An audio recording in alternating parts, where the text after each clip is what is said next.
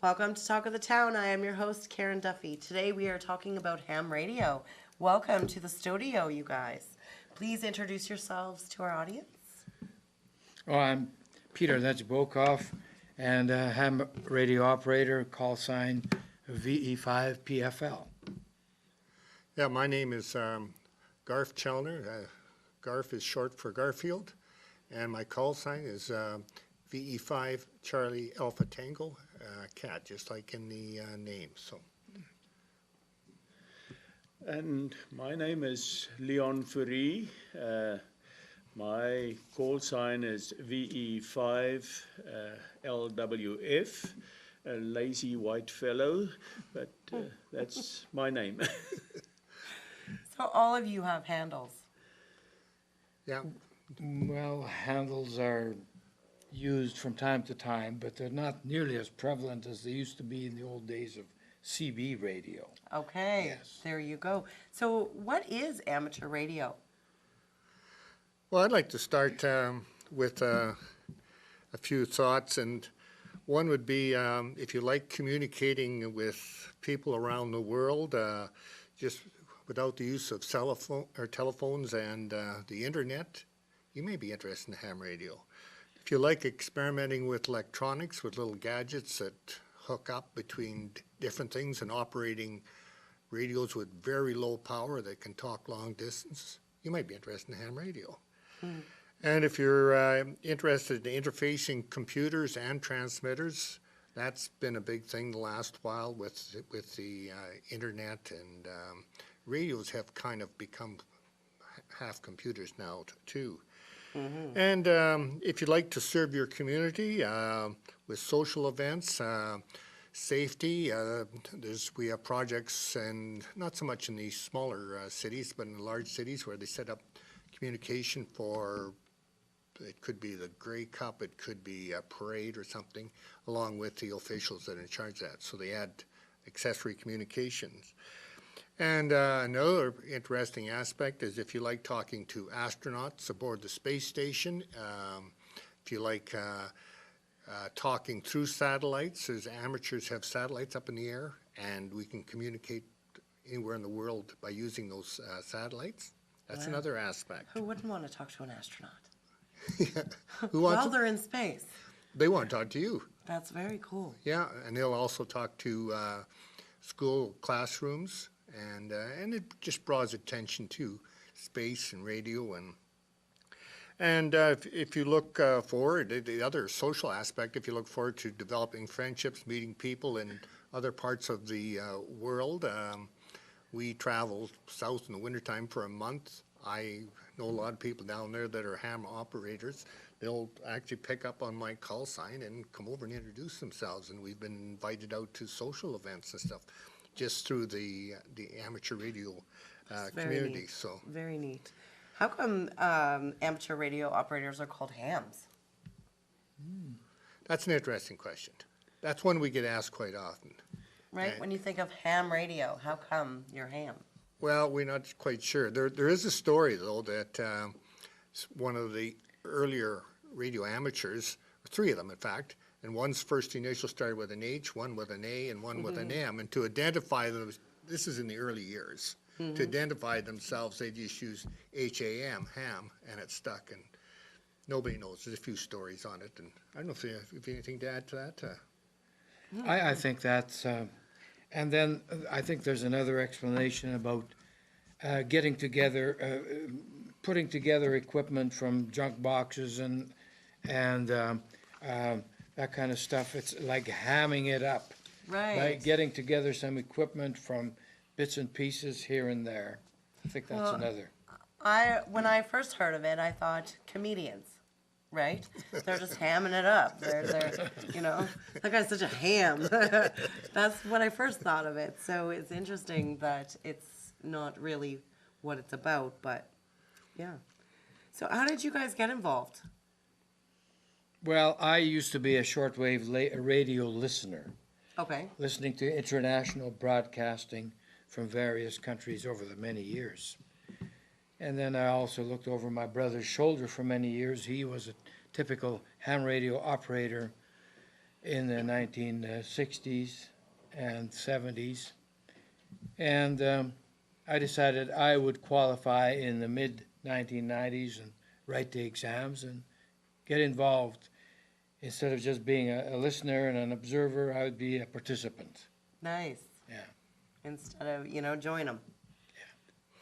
Yeah, I was actually interested in high school in electronics, and this is back in the days when transistors and stuff were just kind of coming in. Always been interested in electronics and communication, but and was a shortwave listener, just like Peter, and spent some time in Ontario, and down there I took classes. I learned the Morse code, which was a requirement at that time.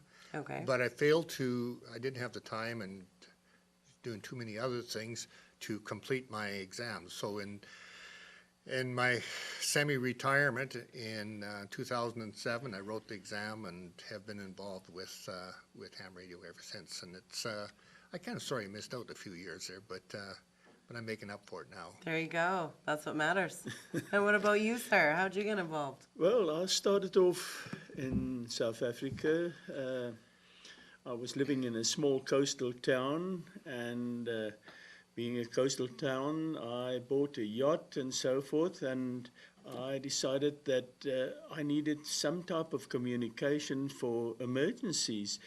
And I had a friend in town who was also an amateur operator, and he said, instead of just buying a marine radio, you can only talk to marine stations and so forth. Why not become an amateur, and you can talk to anybody apart from all the radio stations at sea. And well, that stimulated my interest, and I did my exam in Namibia, the first one, and then thereafter I've been a ham ever since. That was in 78 that I started off, and I've enjoyed amateur radio ever since.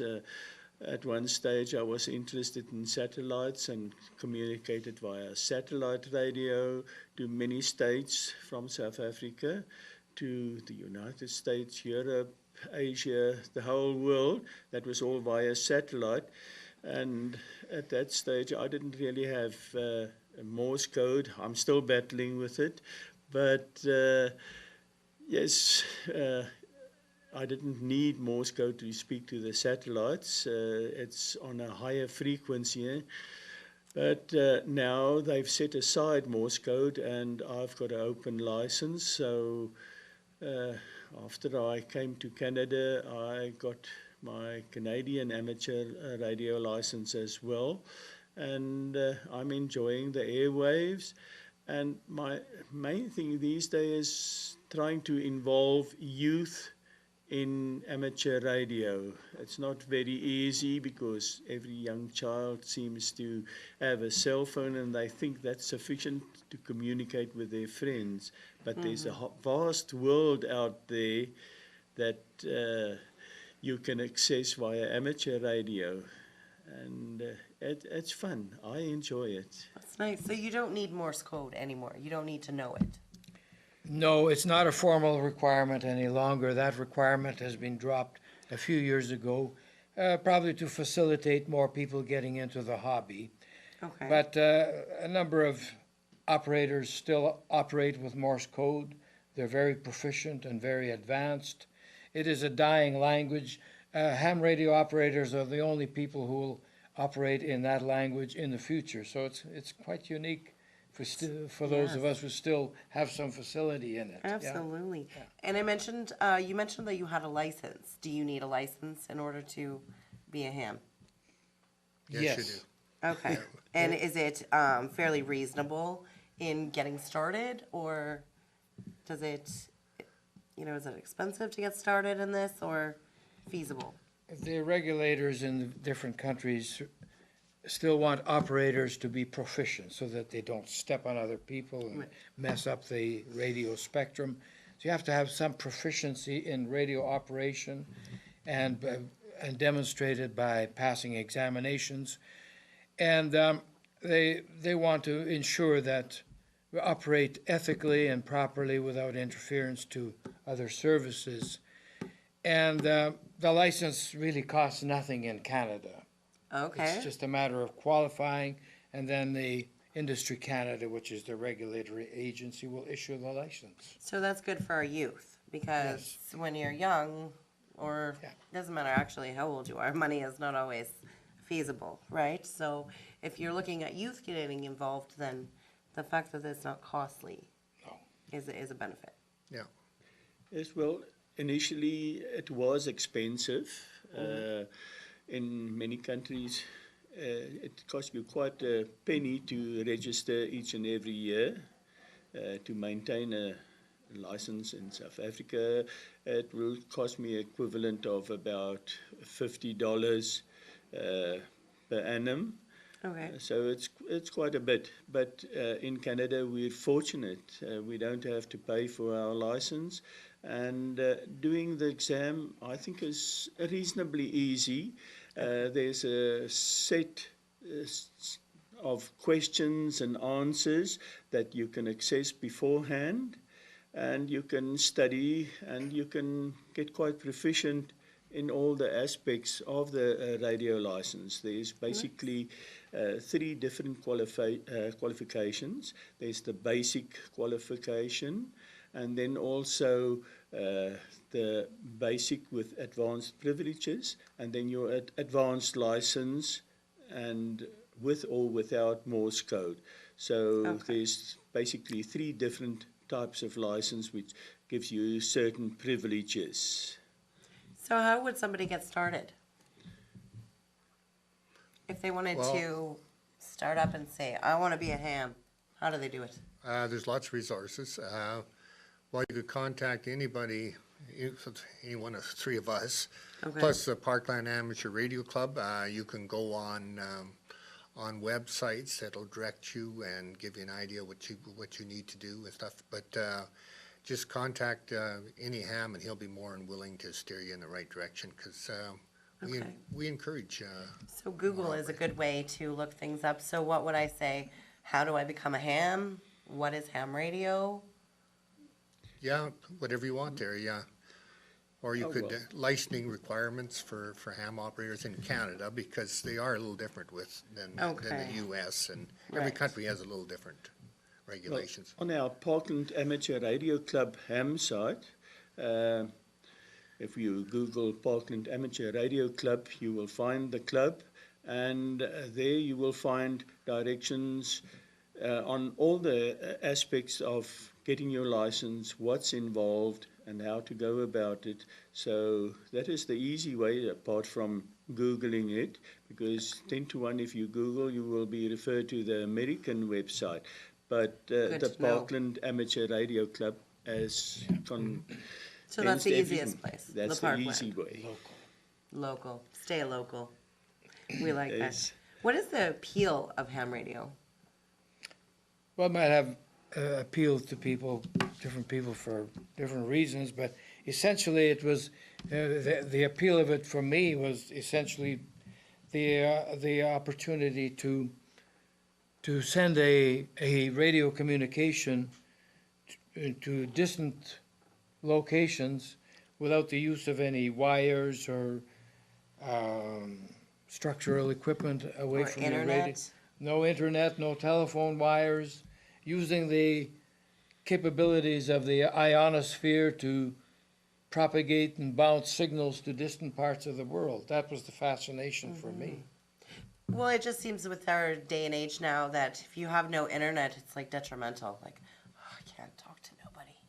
This takes that all away because you don't need internet access in order to. It was there long before the internet. It's a Right. naturally occurring phenomenon. However, did we ever manage? Our kids today would ask that. So, who would be the typical ham? I don't know if there is such a thing as a typical ham. There, probably the most typical thing would be just an interest in communications and electronics. But we have some people that, I've talked to people that are bus drivers, farmers, scientists, doctors, lawyers, everything. In fact, we have people like Joe Walsh for the Eagles. He's a ham operator. Country and western singer Patty Loveless is a ham operator. I think one of the U.S. presidents was a ham operator. I'm not sure which one. I think maybe Johnson. And King of Jordan was a ham operator. And so typical is probably just the interest, but it comes from all walks of life and Right. every occupation. I think the original club started, which I was not a member of the original club, was started with 3 members, basically out of Kenora, and has grown to a membership, I think, of 19 now. And we have members from Rocanville South, Yorkton, even extending into Manitoba, Priestville area. So we cover the whole Parkland area is kind of like, that's So why. basically, you're that's why we- expanding. It's Oh, expanding, yes, we've and the expanded interest is definitely, happening. yeah. And over the years, we've been able to develop a bunch of repeaters that will hook up. And these are radios that have got a long range, but by hooking them into repeaters, we can cover the whole area. Right. So that's what's evolved. So our club has been doing quite well. So, and that's why this year we're going to do better when we have our Ham Fest. There you go. So, you guys call Parkland Amateur Radio Club Park. How is it affiliated provincially and nationally? Well, we're individually members of the Canadian Association, RAC, and then also the Saskatchewan Amateur Radio League, SARL, which is Saskatchewan Amateurs altogether. And nationally, our club is involved with RAC, so we're involved completely in the Canadian scene as such. And, we were talking about repeaters, but repeaters is, you will probably see it as a tower just outside of town on, Highway 10 towards Roblin. Okay. But the first tower that you see on that road is our local repeater tower, and we've got towers in Kenora, Priestville, Kamsack, Rocanville. So there's a whole range of them, and they're interconnected, all of them. So our reach on a small little handheld radio is covering that whole area. But technology has advanced to such a stage that we have connected our repeaters to the internet. Okay. And by dialing in a number on your little handheld radio, you can connect to any other repeater just about all over the world. I can connect to Africa, Europe, Asia, What does it Japan. look like? What does your little radio look like? Can you buy it at Walmart? Can't buy it at Walmart, but it's about the palm-sized radio, Okay. and it's designed specifically to operate in the amateur radio frequencies. Okay. And where Yeah. could you purchase something like that? Through Well, the Parkland Amateur Radio Club? No, You there's could suppliers. possibly, but normally we've got in the bigger centers, Toronto and Calgary and Vancouver, there's ham So there's shops as actual such. And suppliers. they carry the whole range of radios. Also, if you go on the internet and you look for ham radios, you can buy them quite cheaply through eBay or whatever. Some of the small radios are available for under $20 these days. Okay. And So it's still reasonable. it's very reasonable. wonderful. And it gives you a lot of performance. Okay. And how far does the Parkland Amateur Radio Club cover? Like, where's their cutoff? Probably north as far as Endeavour, south to Rocanville, east into Russell and Manitoba, Swan Lake. Swan River, Yeah, Yeah. and out west. This is a general operating area, probably for Okay. 200 kilometers. And then in once all you're directions. outside of our area, there's always someone else, somewhere else. There's interlinks with other clubs by way of the internet. Okay, Yeah. wonderful. And how is the Parkland Amateur Radio Club involved with our community? Well, we're prepared to provide some public services like Garth explained there. Marshalling and parades and certain other big public events where radio communications are needed. Our members could be brought together to organize those communications. And they do quite a bit of that in other communities as well. And is there contact information that you could give for someone who was interested in having it broadcasted, their event or social, whatever? If they contact us via the club, we could arrange just about anything if anybody would need communications, short range and long range. A lot of marathon runners, they need people along the road and so Right. forth, and we could be at any checkpoint and so forth, monitor the runners as they go through the checkpoints, be at the end point, be in contact with emergency services, ambulances and so forth if needed. Okay, So there is a whole lot of scope for people to utilize amateur radio operators, and it's free of charge. We don't charge anything for our so that's very fun. nice. That's very nice. So get a hold of your Parkland Amateur Radio Club here in Yorkton. You guys are in Yorkton? Yeah. Yes. Members based here in Kenora and other locations. And is there a phone number that somebody could try and contact? Well, it's basically our personal contact numbers that is available. Okay. So yes, they could do that, and also via internet, email, and so forth. We do the whole range of communications. Perfect. You guys talked about Hamfest 2017. What is that? What's a Hamfest? Well, it's really. You're not eating ham, are you? No, we're not Okay. eating ham, and it's a convention of amateur radio operators. You could offer ham. It might be a ham sandwich at the end of the day.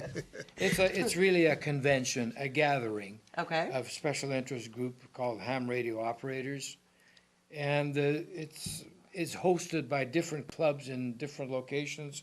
On this occasion, the Yorkton area has decided that we will host the Ham Fest and invite all the other Saskatchewan operators to come here and participate. Nice. the provincial body, Saskatchewan Amateur Radio League, which I am a director of, they kind of sponsor a ham fest within the province. And it's been in places like Prince Albert and Saskatoon and Regina, of course, but Moose Jaw, and we come into smaller places sometimes, like Lanigan was one.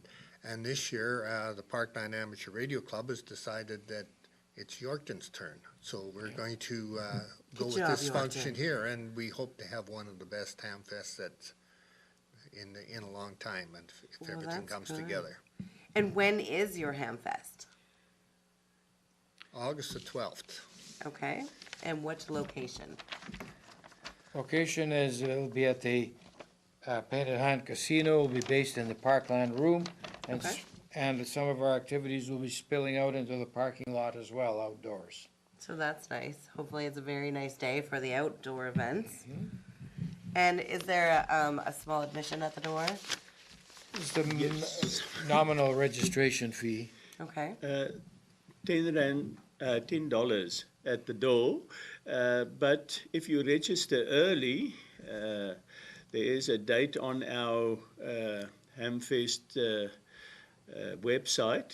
Okay. You can register for $5, and that will be your entry fee for the whole day, and you will be able to participate in everything we do on that day. So, yes, $5 or $10, your choice.